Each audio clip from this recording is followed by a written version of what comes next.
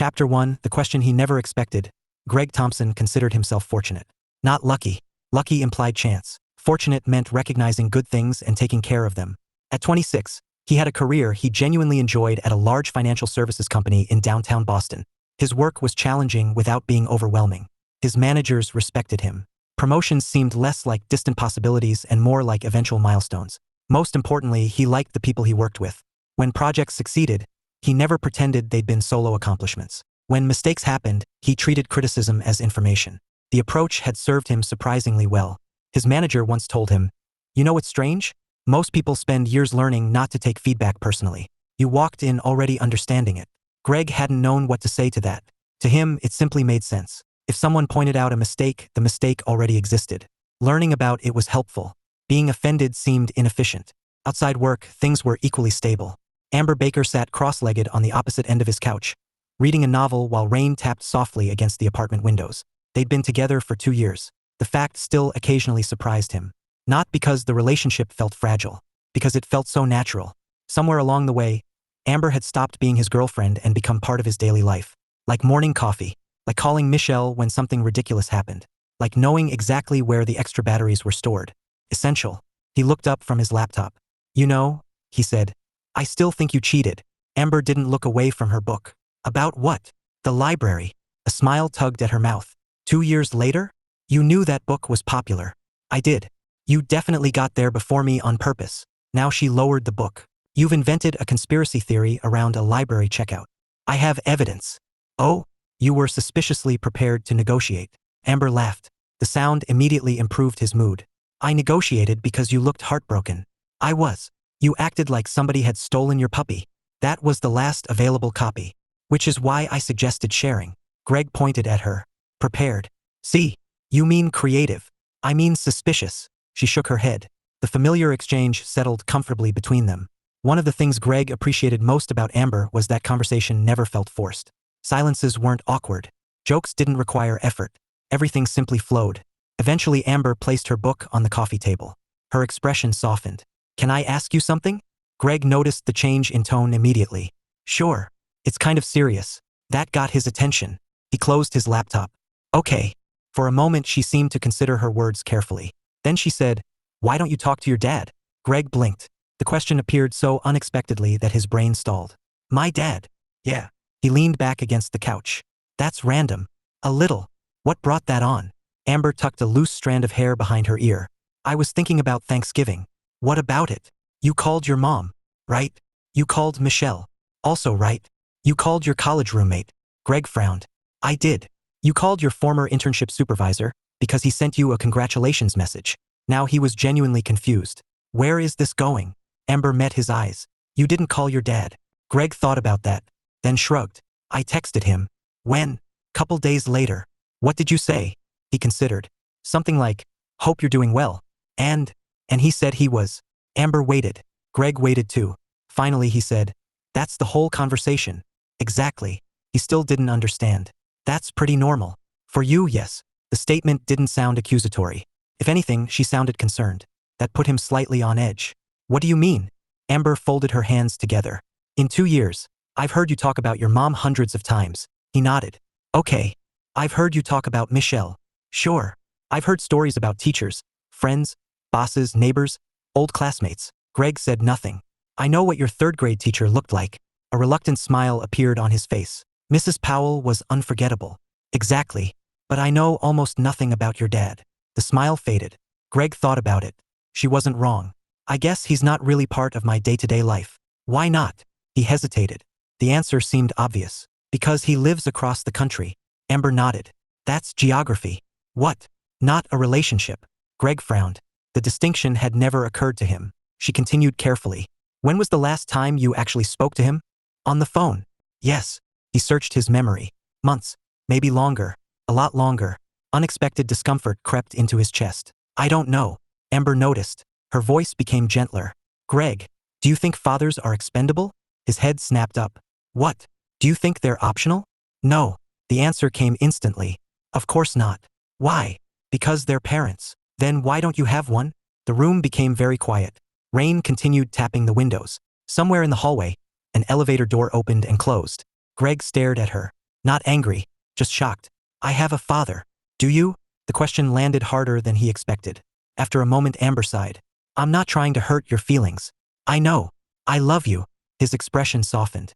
I love you too. That's why I'm asking. She moved closer on the couch. I think you're going to be an amazing husband someday. His heart warmed. Then she continued.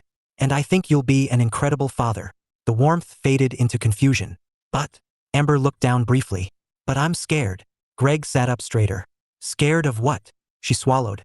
I'm scared that if you don't think your relationship with your own father matters, maybe someday you won't think your role as a father matters. The statement hit him like cold water. Not because it offended him. Because it didn't. That was the disturbing part. He wanted to reject it. Wanted to immediately explain why she was wrong. Instead, he found himself replaying the last several years. Monthly text messages. Brief holiday greetings. Birthday acknowledgements. Little else. No phone calls. No visits. No curiosity. No effort. From either side. Or at least that's what he'd always assumed. For the first time, he wondered if that assumption was true. Amber touched his hand. I know this is uncomfortable. It is. I'm not judging you. Greg nodded slowly. I know. She squeezed his fingers. I just don't understand. Neither did he. Not anymore. His father wasn't a bad person. In fact, Greg couldn't recall a single bad memory involving him. The divorce happened when he was 6. After that came distance. Then time. Then habit. Then years. The process felt so gradual he'd never questioned it. Now he was, and he didn't like what he was seeing. Finally he asked, Do you think I'm being unfair? Amber considered, then answered honestly. I think you've accepted a relationship that most people would find sad. Greg looked away. The words hurt because they felt possible. Not certain, but possible. After a long silence he laughed quietly. Not from amusement, from disbelief. 2 years. Amber tilted her head. What? In 2 years you're the first person who's ever said that to me. Really? Really? He stared out the window, watching rain collect on the glass. Then he made a decision. Abruptly. Completely. The same way he approached problems at work. Identify the issue. Gather information. Take action. He looked back at Amber. What are you doing next month? Her eyes narrowed suspiciously. Why? I have vacation time. Greg. What? A smile was already spreading across his face. Do you want to meet my dad? For a second she simply stared. Then realization dawned. A wide smile followed. Are you serious? Yeah. Just like that. Why not? Amber laughed. The concerned tension that had filled the room finally dissolved. You know most people would think about this for a while. I am thinking about it. No, you're deciding about it. Same difference. It really isn't. He pulled out his phone. Before he could reconsider. Before momentum faded. His thumb hovered over his father's contact information. A conversation reduced to years of brief messages. Greg suddenly felt strangely nervous. Well, he said quietly. Amber squeezed his hand. Go ahead. He took a breath, then pressed call. Chapter 2. A stranger opens the door. The flight seemed longer on the way out than it had any right to be. Greg spent most of it staring out the window and wondering what exactly he was going to say to a man he technically knew but, if he was honest, barely understood. Amber sat beside him with a book open in her lap. Every so often she glanced over. You've been looking at the same cloud for 20 minutes. Greg sighed. I'm thinking. I noticed. This might be awkward. It probably will be. That isn't reassuring. She smiled. Awkward doesn't mean bad. That helped more than he expected. By the time they landed and rented a car, Greg's nerves had settled into something manageable. His father had texted the address earlier that morning. Looking forward to seeing you. Drive safe. Nothing dramatic. Nothing emotional. That was probably why Greg liked it. The neighborhood was quiet and pleasant. Tree-lined streets. Well-kept lawns. Children riding bicycles. Normal. The house itself was a 2-story craftsman with a wraparound porch and flower beds beneath the front windows. As Greg parked at the curb, he stared at it. This is weird. Amber squeezed his hand. You've got this. Before he could respond, the front door opened. A man stepped outside. Greg recognized him immediately. He was older than the pictures Greg remembered. More gray hair. A few more lines around his eyes. But he was unmistakably David Thompson. His father. The man started toward the driveway with a nervous smile. Greg got out of the car. For just a moment they stood looking at each other. Years of distance condensed into a few seconds. Then David chuckled. Well, Greg laughed. Yeah. You're taller than me now. Barely. Still counts. The ice cracked immediately. They stepped forward at almost the same time and exchanged an awkward hug that quickly became a real one. When they separated, David looked genuinely happy. Not polite. Happy. I'm glad you came. So am I. And for the first time, Greg realized he meant it. David shook Amber's hand. It's nice to finally meet you. You too. Then his father suddenly looked uncertain. Almost guilty. The expression lasted only a second. Long enough for Greg to notice. Before he could ask about it, a voice called from inside the house. David, are they here? Greg blinked. The voice belonged to a woman. Not a neighbor. Not somebody passing by. Somebody inside the house. His father visibly tensed. That immediately got Greg's attention. Another voice followed. A younger voice. Excited. Can I come out now? David closed his eyes. Oh boy. Greg frowned. Dad. His father rubbed the back of his neck. The movement immediately reminded Greg of himself. That was unsettling. Dad, what's going on? Before David could answer, the front door burst open. A teenage girl launched out of the house. She couldn't have been older than 15 or 16. Dark hair, bright eyes, boundless energy. She reached the porch steps and froze. Completely froze. Her eyes locked onto Greg. Oh my gosh. She sounded like she'd just discovered a celebrity. Greg looked behind himself. There was nobody there. The girl pointed. That's him. A woman stepped out behind her. She looked mortified. Honey, don't point. I'm sorry. The teenager immediately lowered her finger. Then pointed again. But that's definitely him. Greg stared. Amber stared. The woman stared at David. David looked ready to crawl into the ground. Dad. David sighed. Right? The teenage girl looked at him expectantly. The woman crossed her arms, clearly waiting. Finally David looked directly at Greg. There are some things I should have told you before you came. The sentence immediately raised every alarm bell imaginable. Greg's stomach dropped. His first thought was illness, death, some terrible secret. 100 possibilities flashed through his mind. None of them were correct. David gestured toward the woman. This is my wife, Sarah. Silence. Greg blinked once, twice. Wife. Sarah offered a small wave. Hi. Still silence. The teenager looked like she might explode from excitement. David pointed at her. And this is Emily. A pause. Then, your sister.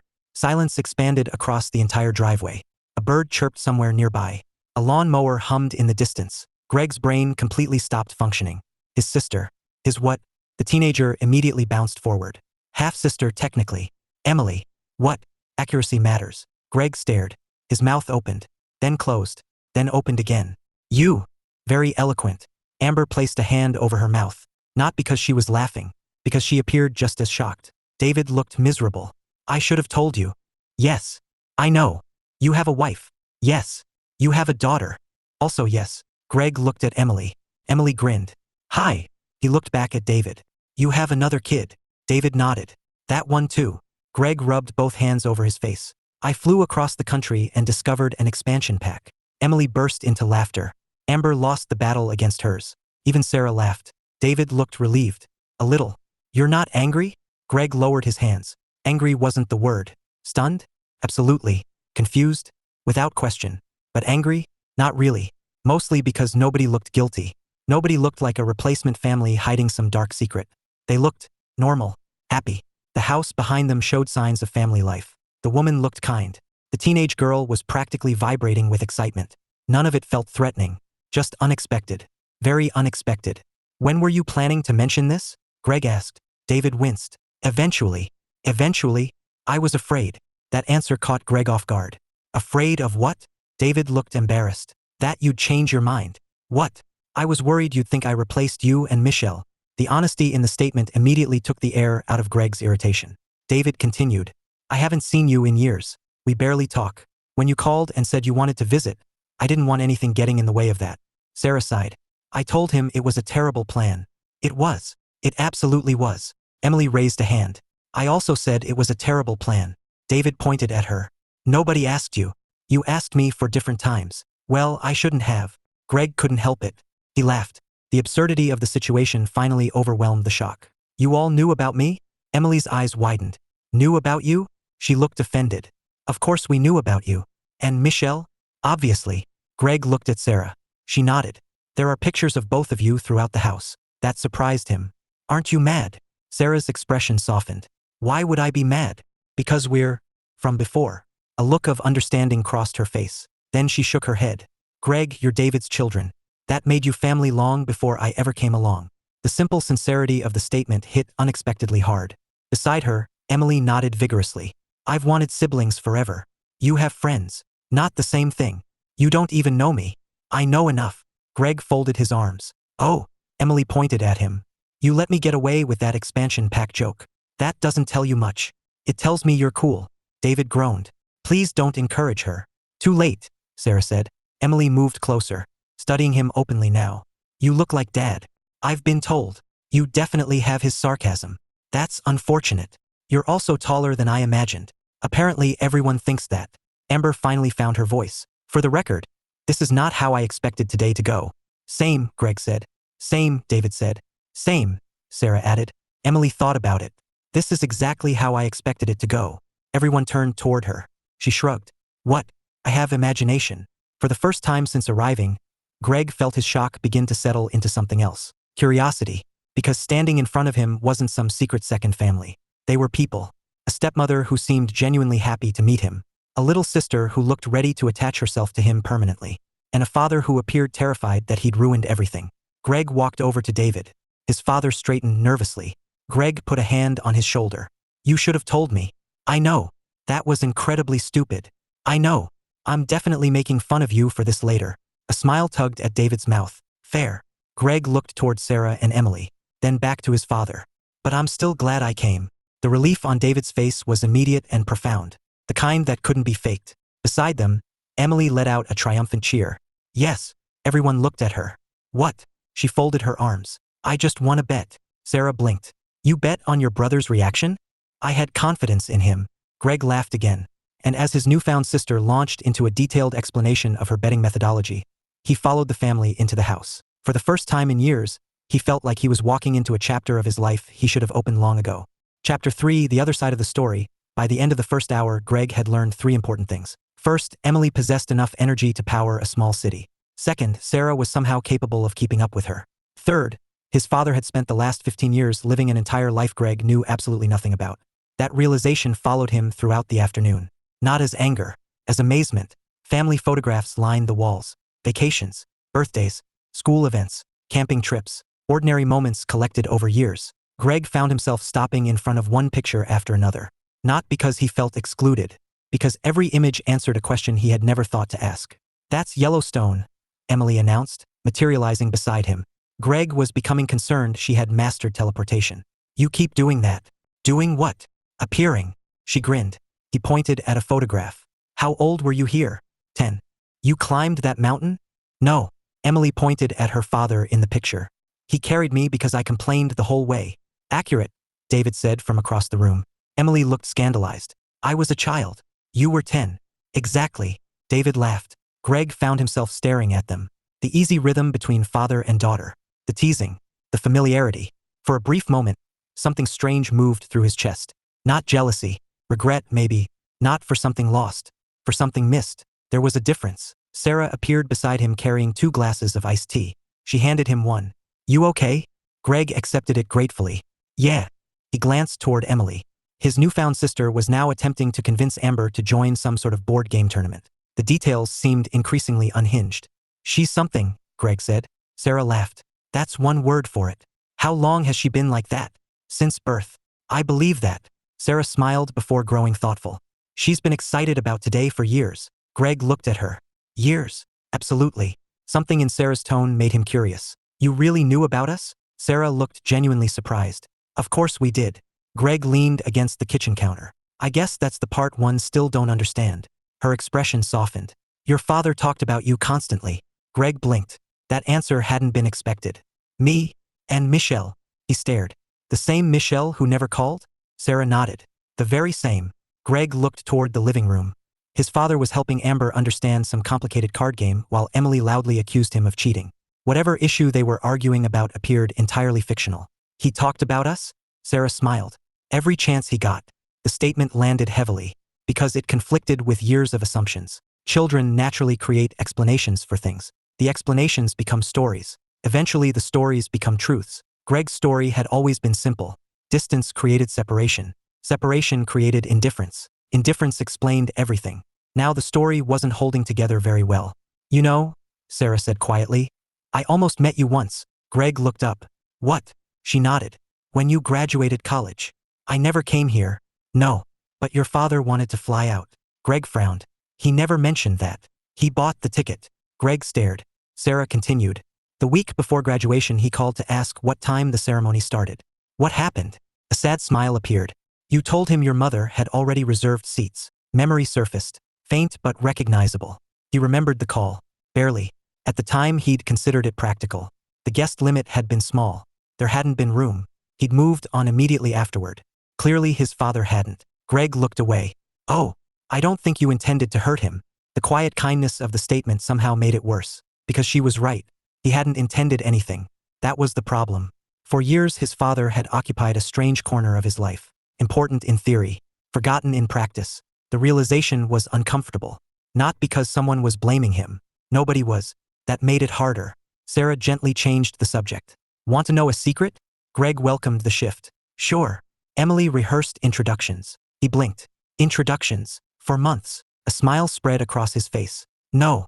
Yes. What exactly did she rehearse? Sarah laughed. Several versions. Oh, this I need to hear. The first one involved a PowerPoint presentation. Greg nearly choked on his drink. What? She made slides. No. 26 slides. You're lying. Unfortunately not. They both looked toward the living room. Emily was gesturing dramatically with a deck of cards. Completely serious. Greg immediately believed every word.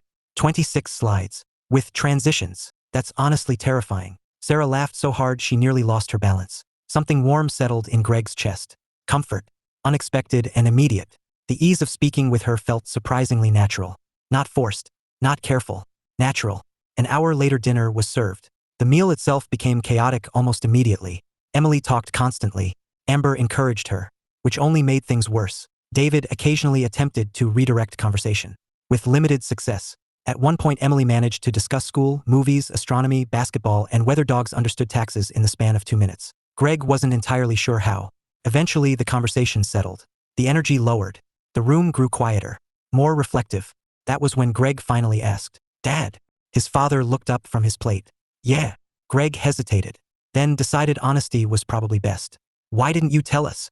Silence settled over the table. Not hostile. Just important. David set down his fork. For a few moments he considered the question. I thought about it. Telling us. Many times. Greg waited. His father folded his hands together. When your mother moved back east, I understood why. There was no bitterness in his voice. Not even after all these years. Only acceptance. She missed her family. Greg nodded. That much he knew. I couldn't leave my job. Right? So we did what we thought was best. David smiled faintly. We were convinced we'd make distance work. Greg already knew how that story ended. Distance had not cooperated. We tried for a long time, David said quietly. Phone calls, visits, schedules. What happened? His father gave a small shrug. Life. The simple answer somehow felt more honest than anything complicated. You got older. David looked at him. Then Michelle got older. His eyes softened. Eventually every call became shorter. Greg looked down.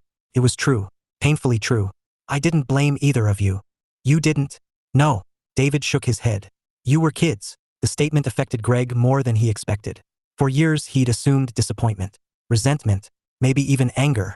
Instead there had apparently been understanding. Years of it. His father continued. I met Sarah a few years later. Sarah reached over and squeezed his hand. The gesture looked practiced, comfortable, automatic. We got married. David smiled. Then Emily arrived. A dramatic gasp came from down the table. Emily pointed at herself proudly. That's me. Nobody acknowledged her. She seemed accustomed to this. David chuckled before continuing. I wanted to tell you. Why didn't you? His father was quiet for several seconds. Finally he answered. Because every year that passed made it harder. Greg understood that immediately. Some conversations become larger the longer they're delayed. Until they feel impossible. I didn't want you to think you were replaced. The words settled over the table. Simple. Direct. Honest. Greg studied his father. Really studied him. For years, this man had existed primarily as a monthly text notification. A brief birthday message. A holiday greeting. A voice from another state. Now he was becoming a person. Complete person.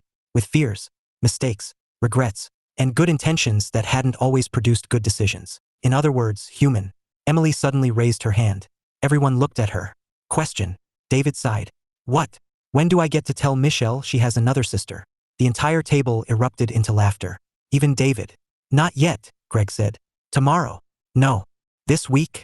Probably. Emily pumped a fist in victory. Excellent. Greg shook his head. Then something occurred to him. He pulled out his phone. What are you doing? Emily asked. Greg grinned. Calling Michelle. His father's eyebrows shot upward. Now? Now. Emily nearly fell out of her chair with excitement. As the phone began ringing, Greg looked around the table. At Sarah. At Emily. At his father. At Amber smiling knowingly beside him. 24 hours ago, he thought he'd been taking a trip to reconnect with one parent. Instead, he had stumbled into an entirely new branch of his family tree. And for the first time in his life, he wanted to know everything about it.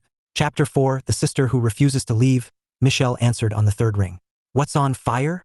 Greg laughed. Some things never changed. Hello to you too.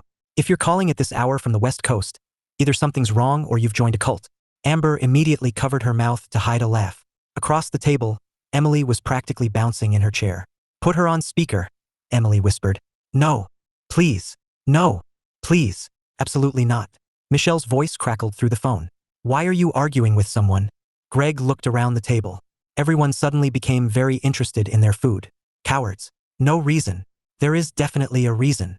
He rubbed his forehead. How attached are you to your understanding of reality? Pause. Then, Greg. What? What did you do? I didn't do anything. That's exactly what somebody says before dropping terrible news. It's not terrible. Another pause. You're worrying me. Greg took a breath. There wasn't really a graceful way to do this. Dad got remarried. Silence. Then, what? Several years ago. A longer silence. What? He has a wife. What? Greg glanced at Amber. She looked thoroughly entertained. Dad has a wife. I heard you. Okay. I'm trying to process it. Take your time. A few seconds passed. Then Michelle spoke again. Wait. Oh, that tone sounded dangerous. Wait. What? Several years ago? Greg closed his eyes. Yes. Several years ago? Correct. A deep inhale came through the phone. The kind usually associated with imminent detonation. Gregory Michael Thompson. There it was. Nobody used all three names unless trouble was coming. Yes. How many years? He looked at his father. David suddenly found the ceiling fascinating. About 16. The explosion arrived exactly on schedule. 16. Emily jumped. Amber started laughing. Sarah looked like she was trying very hard not to. Greg held the phone away from his ear. A wise precaution. 16 years. Approximately. 16 years. Still approximately. This is not an approximation issue. No, probably not. Michelle's disbelief poured through the speaker. You vanished for a week and casually discovered a stepmother? Basically. And nobody told us? Apparently not. What do you mean apparently not? Greg pointed at David. Dad's right here. I know he's right there. She wasn't yelling at Greg anymore. She was yelling in the general direction of the entire Pacific Northwest. Put him on. David looked alarmed. Put him on. Greg handed over the phone. Good luck. David accepted it like a man accepting a court summons. Hi, Michelle. Hi, Dad. Everyone winced. The conversation lasted 10 minutes. To David's credit, he didn't become defensive. He answered every question. Patiently. Honestly. By the end, Michelle had calmed considerably. Not completely, but enough. Finally, David handed the phone back. She's less angry. That's good. She's booking a flight. Greg blinked. What? A familiar voice exploded from the speaker. You're not having this family revelation without me. Emily fist pumped so hard she nearly knocked over a glass. Yes. Michelle immediately froze. Who was that? The room went silent. Greg sighed. Right. There was still one more surprise. Michelle. What? Remember how I said Dad got remarried? Yes. And has a wife? Still yes. He also has a daughter. Silence. Then, no. Yes. No.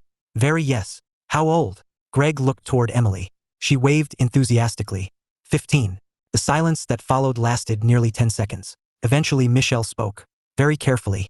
How long has she existed? Emily snorted so hard she nearly fell sideways. 15 years, Greg said. Okay. More silence. Then, I'll see you tomorrow. The line disconnected. The entire table stared at the phone. Emily spoke first. I like her. Greg laughed. You haven't even met her. I can tell. Sarah shook her head. You're impossible. Thank you. That wasn't a compliment. It should have been. The next day felt strangely normal, which was remarkable, considering Greg had discovered an entirely new section of his family less than 24 hours earlier. The morning began with coffee on the back patio. The afternoon involved Emily insisting on giving him a complete tour of her school through approximately 8,000 photos. At one point, she spent 10 minutes explaining a science project. Greg understood maybe half of it. The important thing was how excited she was. The enthusiasm itself was infectious. By evening, they were driving back toward the airport. Michelle's flight had landed. The car was unusually quiet. Even Emily seemed nervous. You okay? Greg asked. She nodded immediately, then shook her head, then nodded again.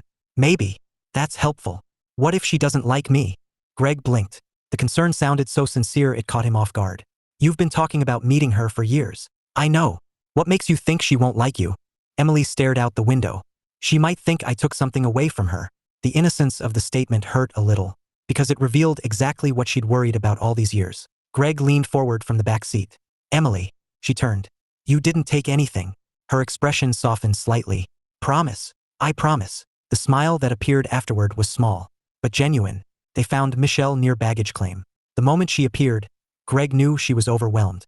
Not because she looked upset, because she kept scanning the crowd, looking for people she had never expected to meet. Then she spotted him. Greg. She walked over quickly and hugged him. Hard. Then immediately stepped back. Okay. Where are they?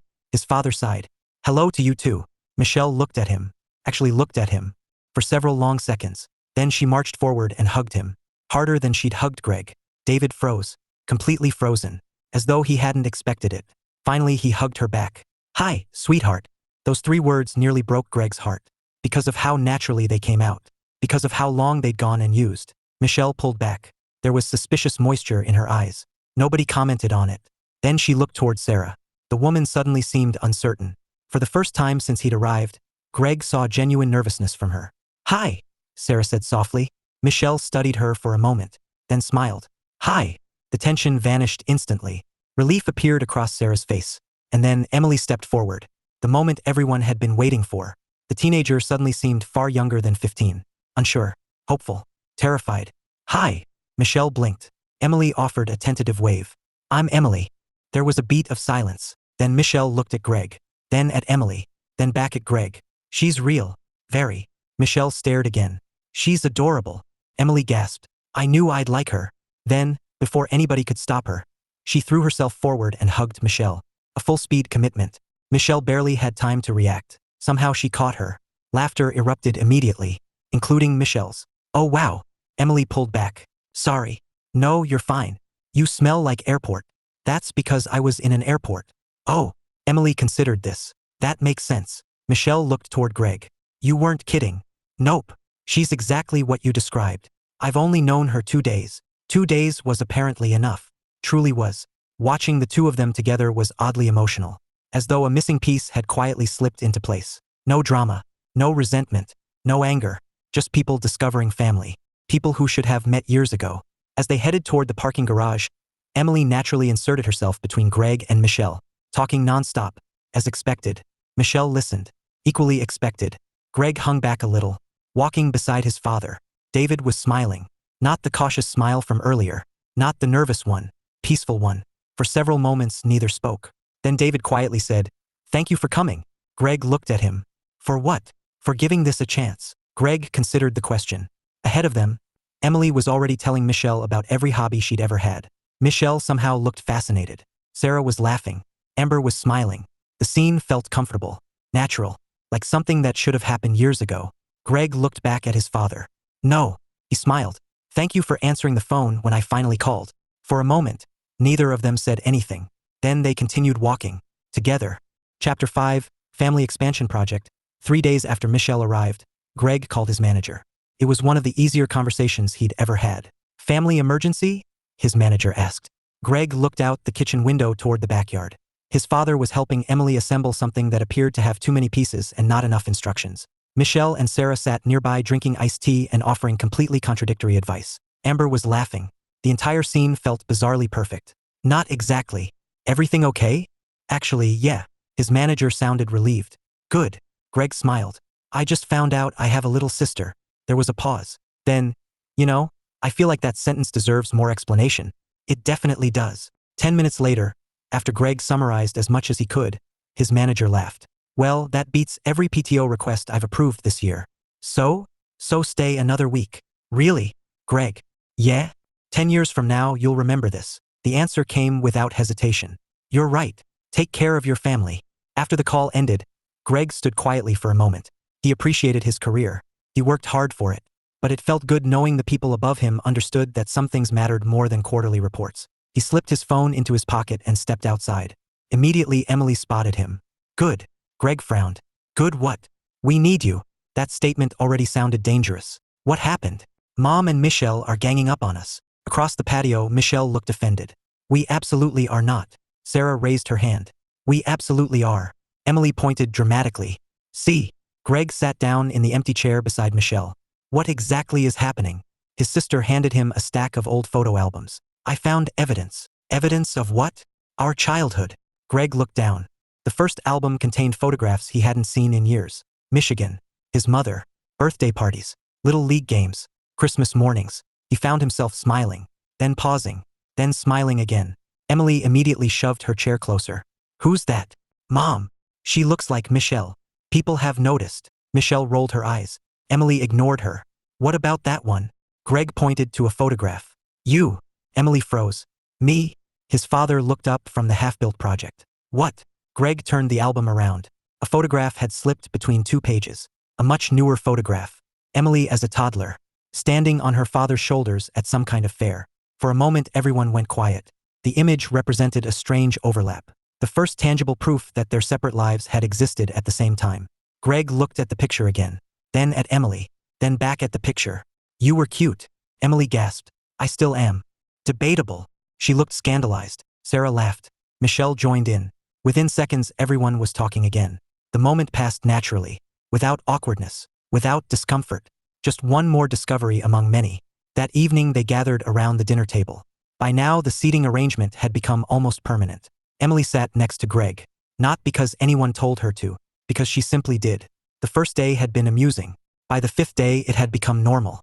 Halfway through dinner, Michelle leaned back in her chair. You know what's funny? Greg immediately became suspicious. What? She pointed her fork at him. You're acting like an older brother. Emily nodded immediately. Very much. Greg blinked. I am an older brother. To me, Michelle corrected. No, Emily announced proudly. To me too. He wasn't sure why that statement affected him as much as it did.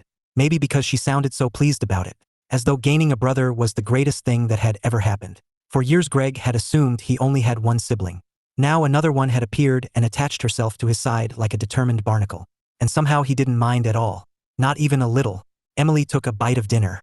Then casually asked, so how many kids are you going to have? Greg nearly choked. Amber started laughing. David closed his eyes. Sarah muttered, here we go. Emily. What? I'm 26. Exactly. That doesn't answer anything. She pointed at Amber. You two are obviously getting married eventually. Amber turned bright red. Greg wasn't much better. Michelle immediately joined the attack. She's got a point. Why is everyone against me? Because it's funny, Michelle said. That's not supportive. It's very supportive. Amber looked amused. Dangerously amused. Greg narrowed his eyes at her. You could help.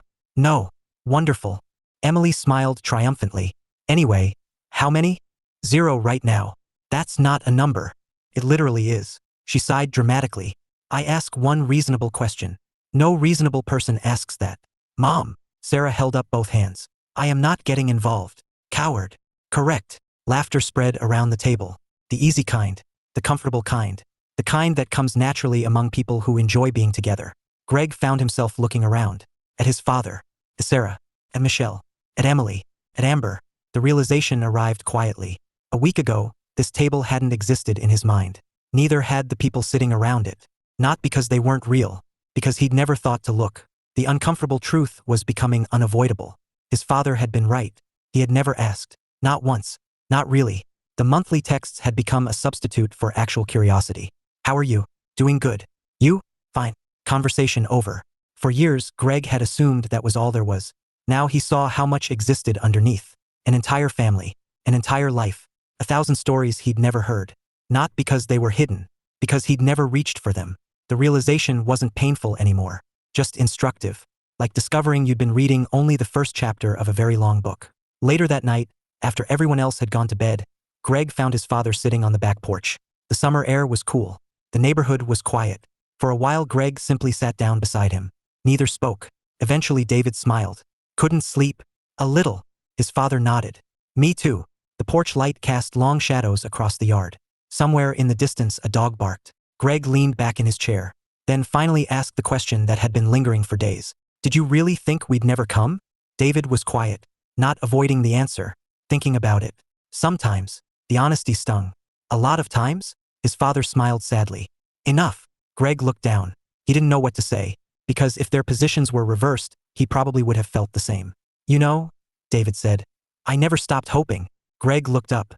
His father was staring out into the darkness. I just stopped expecting. For several moments, neither spoke. Then Greg quietly said, I'm sorry about that. David immediately shook his head. No, Dad, no. The firmness in his voice surprised him. His father turned toward him. You were a kid. For a while. For a long while. David smiled. But you're here now. The simple statement carried more weight than any lecture could have. You're here now. Not dwelling on lost years. Not assigning blame. Just acknowledging what existed. Greg felt something settle inside him. A tension he hadn't realized he was carrying. The pressure to somehow make up for everything immediately. Maybe that wasn't possible. Maybe it wasn't necessary. Relationships weren't built by fixing the past. They were built by showing up in the present. For the first time, that seemed achievable. Inside the house, a door opened. A few seconds later, Emily appeared. Wrapped in a blanket. Hair a complete disaster. She looked around, spotted them, and immediately walked outside. Greg laughed. How do you keep finding me? I have instincts. That's not an answer. It is if you're mysterious. She dropped into a chair between them, then looked back and forth. What are we talking about? Nothing, David said. Emily nodded. Serious nothing or regular nothing? Serious nothing. Got it. She settled deeper into the blanket, apparently satisfied. Greg looked at his father. His father looked back. Then both of them started laughing. And for the first time in his life, sitting between his father and his little sister felt completely natural. Chapter 6, Growing Pains and Growing Connections. By the second week, Greg began forgetting this family had once been a surprise. Not completely. The shock still resurfaced occasionally. A photograph he'd never seen. A story he'd never heard. A casual reference to an event that happened while he and Michelle had been growing up 3,000 miles away. But those moments were becoming less frequent. The people themselves no longer felt unfamiliar. They felt like family, which Greg supposed was the point. The morning started with chaos, specifically, Emily chaos. Greg came downstairs to find his younger sister standing in the kitchen with a serious expression and a whiteboard. Absolutely not. Emily looked offended. You haven't even heard the proposal. The fact that there's a whiteboard means I don't need to. It's a good proposal. Sarah walked in carrying coffee. It is not. Mother. Emily. This family lacks vision. Greg accepted a mug from Amber. What are we talking about? Emily immediately brightened. A summer family reunion. Greg blinked. Isn't that what we're doing right now? No. This is discovery. She tapped the whiteboard. This is planning. Michelle wandered into the kitchen. One glance at the board told her everything. Oh no. That's what he said. Because we're both intelligent. Emily rolled her eyes dramatically. You people are exhausting. You made a presentation, Michelle pointed out. A brief presentation. There are bullet points. Important bullet points. There are diagrams. They improve understanding. Greg laughed into his coffee. 2 weeks ago he'd never met this girl. Now he couldn't imagine the house without her. The realization caught him off guard. Not because it felt wrong. Because it felt right. That afternoon, Amber convinced Greg to take a walk with her. Just the two of them. For the first half-mile they simply enjoyed the weather. The neighborhood was quiet. Tree branches swayed gently overhead. Children played basketball in a nearby driveway. Eventually Amber smiled. Thinking again? Greg sighed. Am I that obvious? Only to me. That was probably true. They walked a little farther. Then Amber said something that surprised him. You look happier. Greg glanced at her. Happier than what? Than before we came. The answer seemed simple. I guess I am.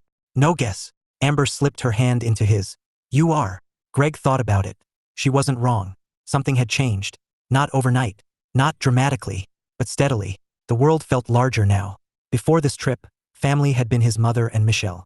Now it included his father, Sarah, Emily.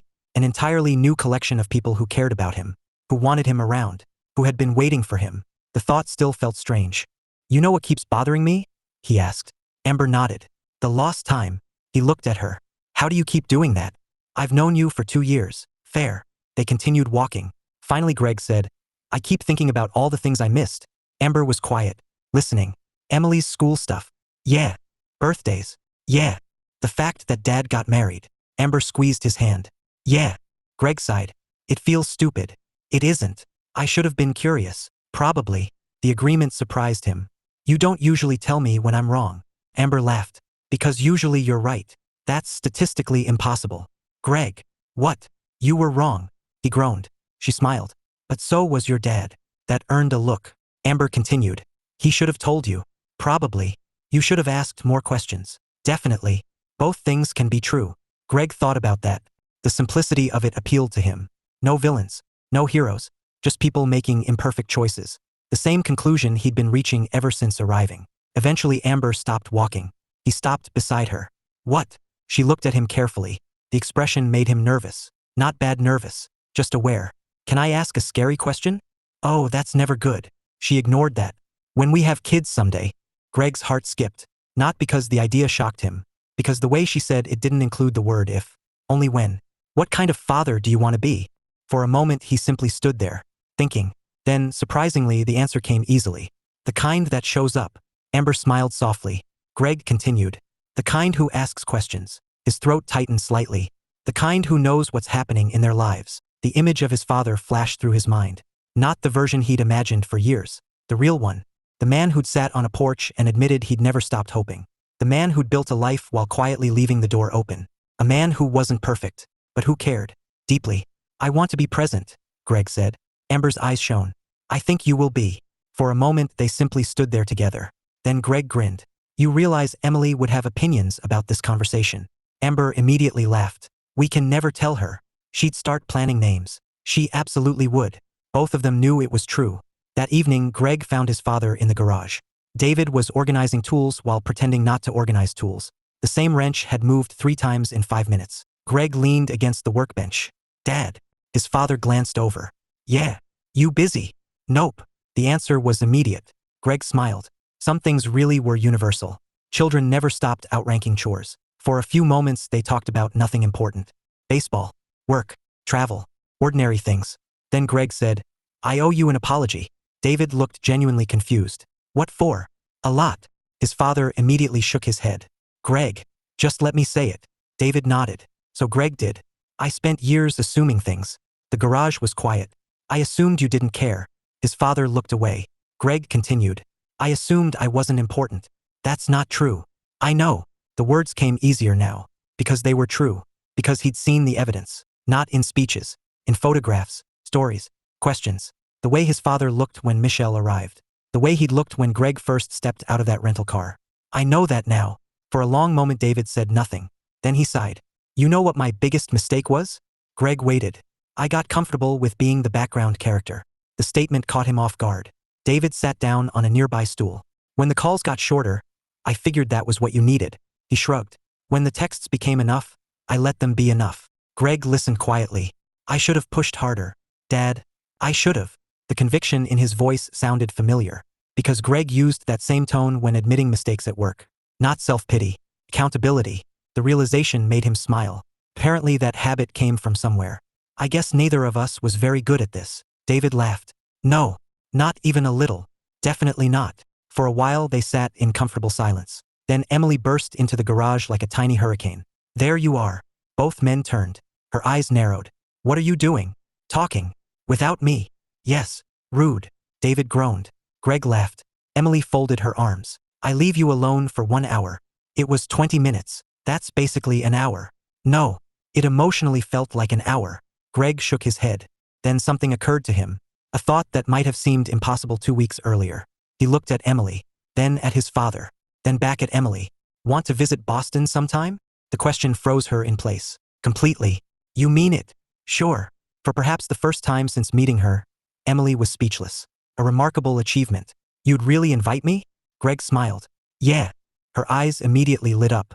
The reaction was so pure and joyful that it was impossible not to smile back.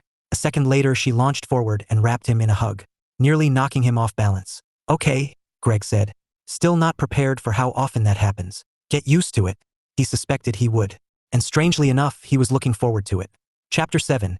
The life he never knew he wanted. The trip to the aquarium had been Emily's idea. That should have been Greg's first warning. The second warning should have been her arriving downstairs at 7:30 in the morning despite the outing not starting until 10. The third warning was the itinerary. There was an itinerary, with color coding, and stickers. Greg stared at the paper she proudly handed him. You made a schedule. A good schedule. There's a section labeled Emergency Otter Viewing. Preparation is important. Michelle leaned over his shoulder. There are backup otters. Obviously. Amber shook her head. I'm beginning to understand this family a little better. David pointed at Emily. That's all her. Emily looked offended. You contributed. How? You bought the stickers. Greg laughed. The drive into the city was a lively affair. mostly because Emily sat in the back seat between Greg and Michelle and treated the trip like an expedition to uncharted territory. By the time they arrived, she'd already changed the schedule twice. None of this surprised anyone. The aquarium itself was crowded, filled with families, tourists, and excited children. It didn't take long for Emily to fit right in. Within minutes, she was leading the group from exhibit to exhibit. At one point, she became so absorbed in explaining some fact she'd learned about sea turtles that she walked directly into a support column. The impact wasn't serious. Her dignity suffered greatly. Michelle laughed for nearly 5 full minutes. Stop laughing. No. It was one time. You hit stationary architecture. It attacked me. Greg nearly dropped his drink. Even Sarah had tears in her eyes. The teasing continued all afternoon. And through all of it, Greg found himself relaxing more than he had in years. No pressure. No expectations. No wondering if he belonged. The family had settled around him with surprising ease. Not because they'd forgotten the years apart. Because they'd chosen not to let those years define everything afterward. The realization followed him as they made their way through one of the larger exhibits. Emily had temporarily wandered ahead with Michelle. Amber and Sarah were discussing something near a display that left Greg walking beside his father. For a while, they simply watched visitors move through the building. Then David smiled. You look comfortable. Greg glanced at him. What? Here. His father gestured vaguely. With everyone. Greg considered the observation. It was true.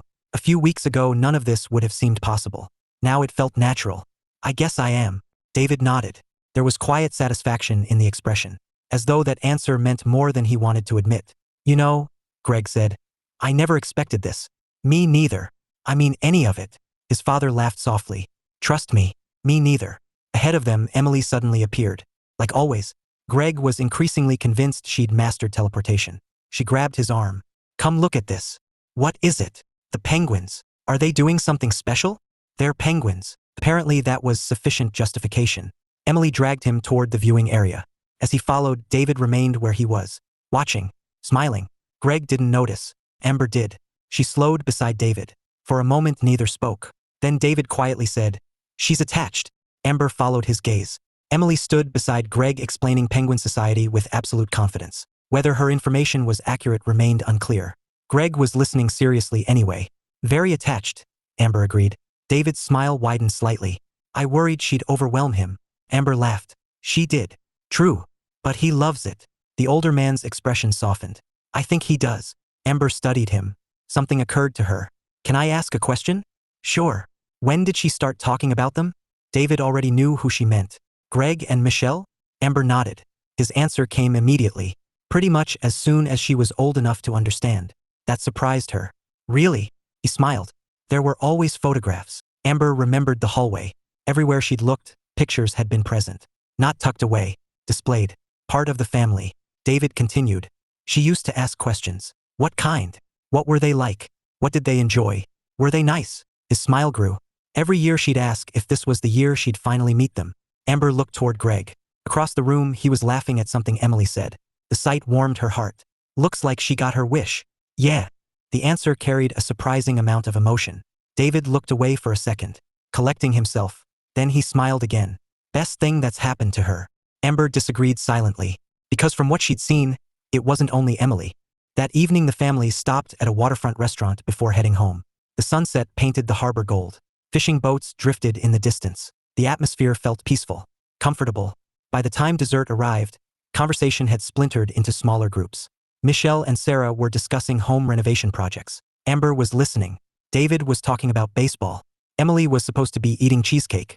Instead, she was staring at Greg, suspiciously. Greg finally noticed. What? She didn't answer. What? Still nothing. Emily. Her eyes narrowed. Can I ask something? Greg immediately regretted speaking. Depends. Do you mean that Boston invitation? He smiled, straight to the point. Yeah. She brightened instantly. Really, really? Really, really. The excitement on her face was immediate, almost overwhelming in its sincerity. Can I see your city? Yep. The library where you met Amber? Amber laughed. Absolutely. The park? Sure. The office building? Greg pointed. No. Why not? Because normal people don't visit office buildings on vacation. Emily considered this, then looked at Michelle. We're going anyway. Michelle nodded. Probably.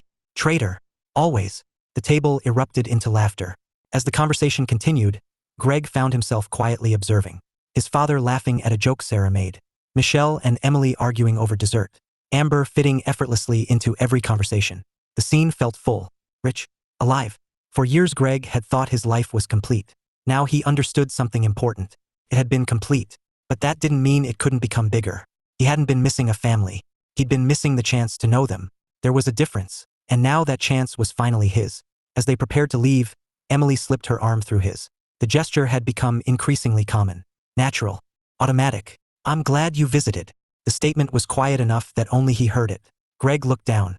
A surprisingly serious expression had replaced her usual enthusiasm. For once, there was no joke, no dramatic speech, just honesty. "I'm glad too." She smiled, a genuine smile, the kind that reached her eyes. Then, just as quickly, the serious moment vanished. "Also, you should know something." Greg sighed. "What?" "I've already started planning Boston." Of course she had. "How many pages?" 43. "Emily." 46. "Why did the number get bigger?" "I remembered additional attractions." Greg laughed all the way to the parking lot. And for perhaps the 100th time since arriving, he found himself thinking the same thing. His life had become much larger than he ever imagined, and he wouldn't have it any other way. Chapter 8, More than a text message. The problem with extending a visit was that eventually the extension ended too. Greg discovered this on a quiet Tuesday morning. His suitcase sat open on the bed, half-packed. A silent reminder that time kept moving whether he wanted it to or not. Across the room, Amber folded clothes into her own suitcase. "You've been staring at that shirt for 3 minutes." Greg looked down. He was, You don't want to leave." It wasn't a question. Greg sighed. "No." Amber smiled softly. Good. You should feel that way." He considered that. A few weeks ago he would have been eager to get home. Back to his routine. Back to work. Back to normal life. Now leaving felt unexpectedly difficult.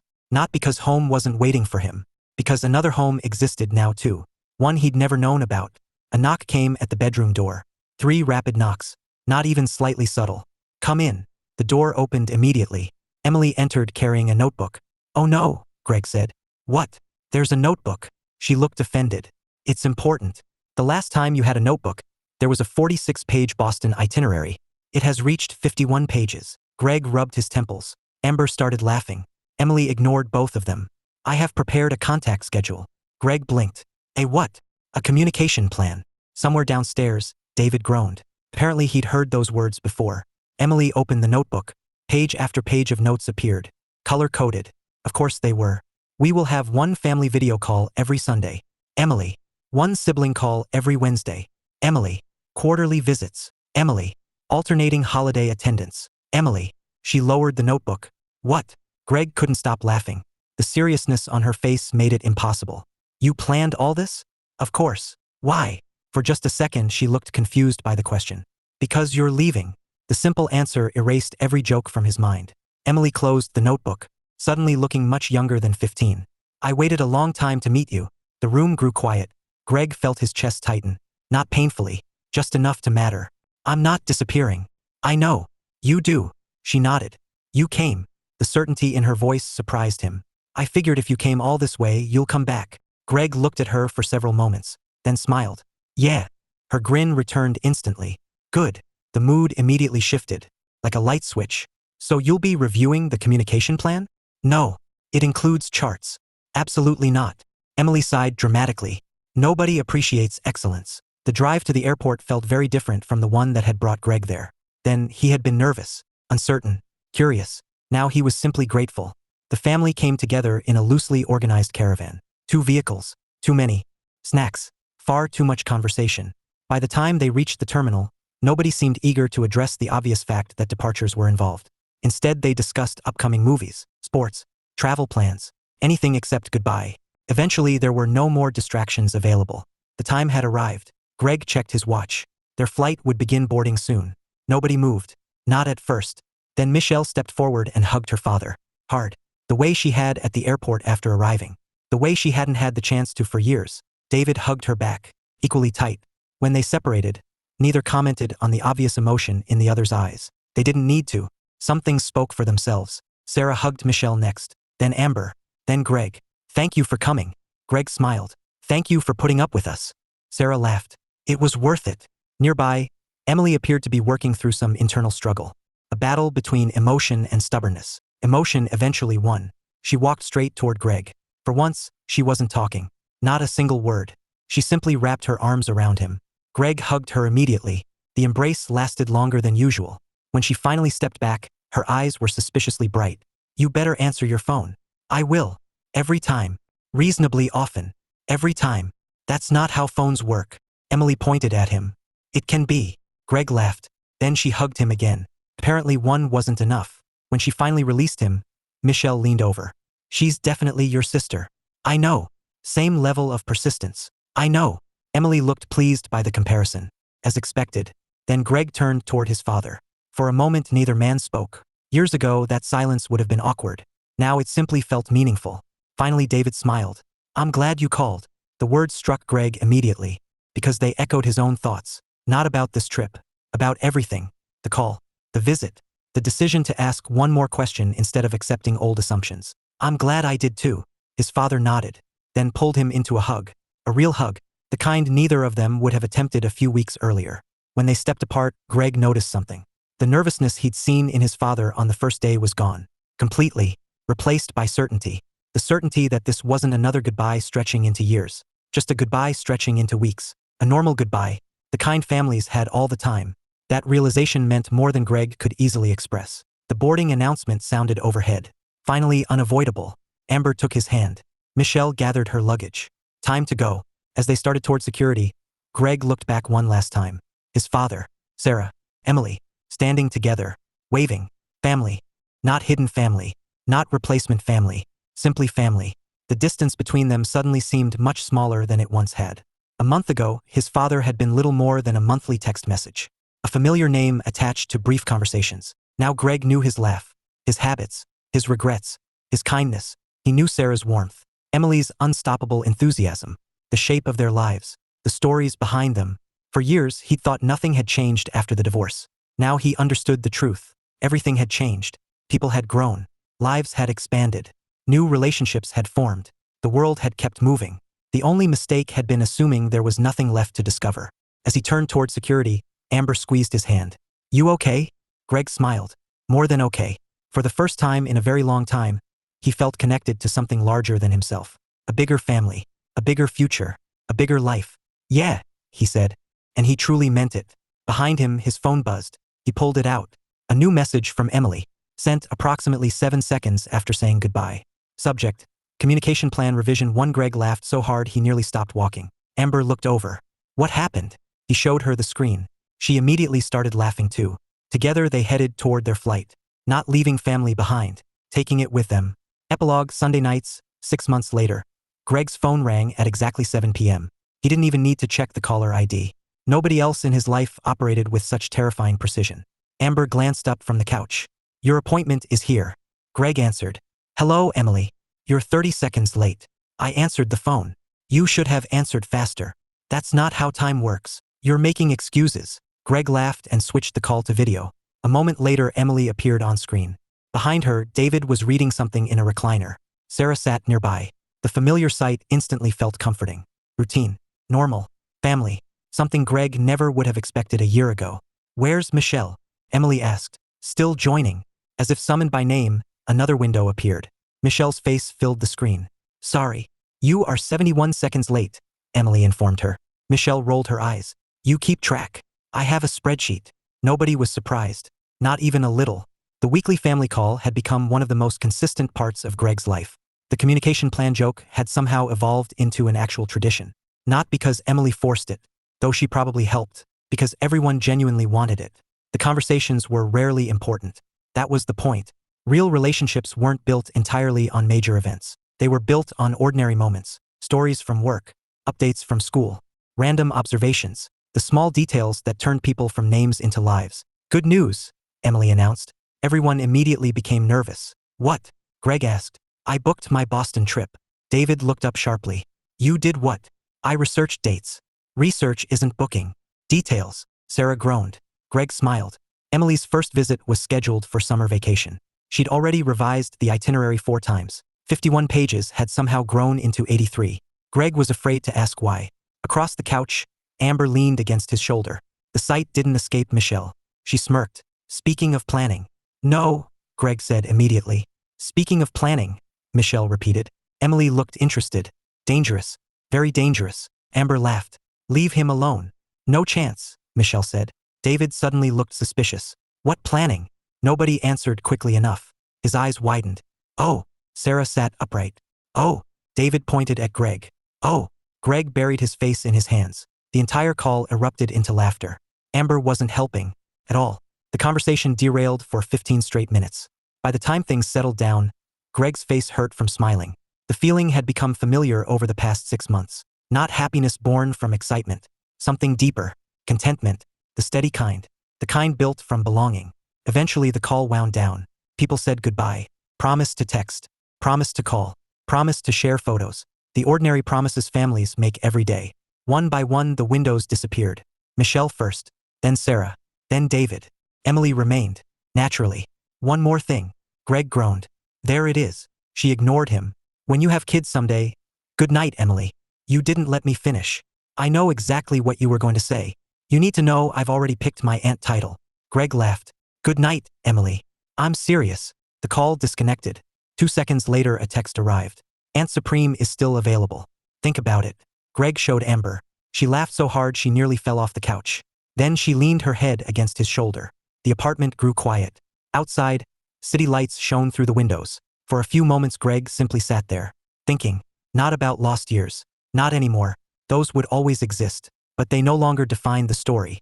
Because the story hadn't ended there. It had continued. A phone call had become a visit. A visit had become relationships. Relationships had become family. His father was no longer a monthly text message. Sarah was no longer a stranger. Emily was no longer someone he didn't know existed. They were part of his life now. Permanent. Real. Exactly where they belonged. Greg looked at his phone one final time. A family group chat waited there. Active as always. Full of jokes, pictures, and far too many messages from Emily. He smiled. Then typed a reply. Not because he felt obligated. Because he wanted to. And that made all the difference.